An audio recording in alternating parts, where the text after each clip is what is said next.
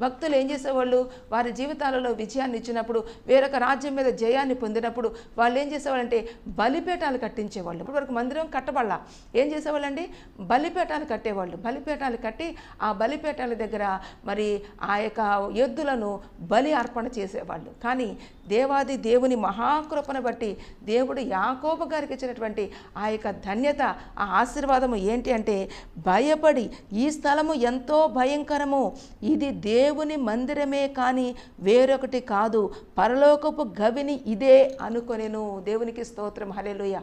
ఇదేంటండి, దేవుని మందిరం ఏంటో తెలుసా, పరలోకపు గవిని అంటే పరలోకపు గుమ్మం. ఆ గుమ్మములో నీవు ఉన్నప్పుడు, ఆ గుమ్మములో నీవు దేవునికి మొరపెట్టినప్పుడు నిశ్చయముగా దేవాది దేవుడు మన మొరక జవాబును అనుగ్రహిస్తాడు.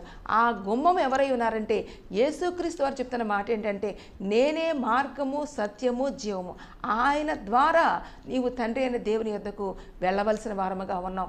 మనము దేవుని యొద్దకు వెళ్ళినప్పుడు నిశ్చయముగా దేవాది దేవుడు మన ప్రతి అవసరతను తీర్చేవాడై ఉన్నాడు, ప్రతి అక్కరను తీర్చేవాడై ఉన్నాడు. దేవుడు చేయలేని పని అంటూ ఏది లేదు.